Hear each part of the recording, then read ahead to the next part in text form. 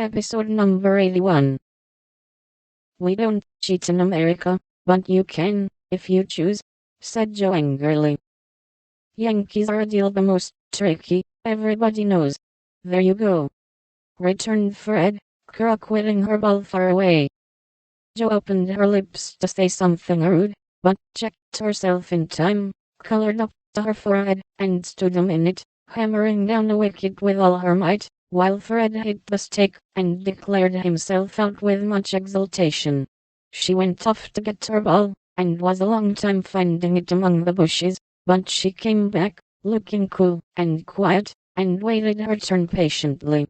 It took several strokes to regain the place she had lost, and when she got there, the other side had nearly won, for Kid's ball was the last, but one end lay near the stake.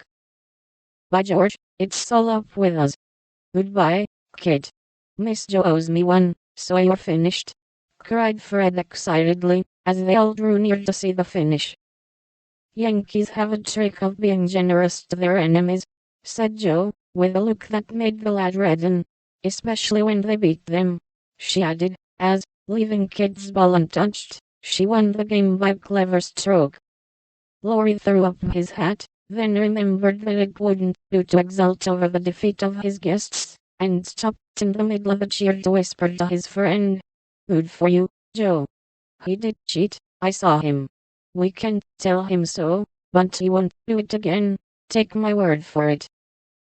Meg drew her aside, under pretense of pinning up a loose braid, and said approvingly, "It was dreadfully provoking, but you kept your temper, and I'm so glad, Joe."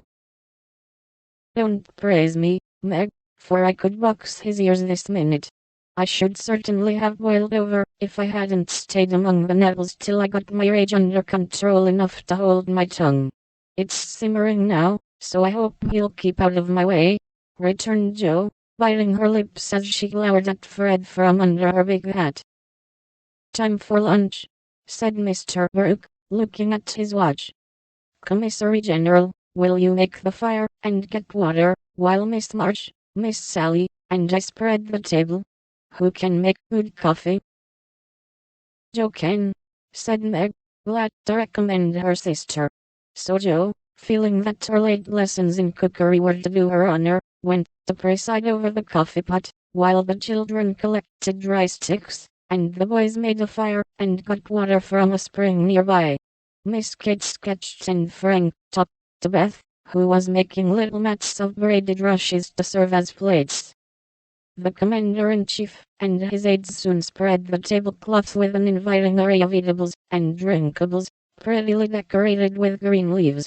Joe announced that the coffee was ready, and everyone settled themselves to a hearty meal, for youth is seldom dyspeptic, and exercise develops wholesome appetites.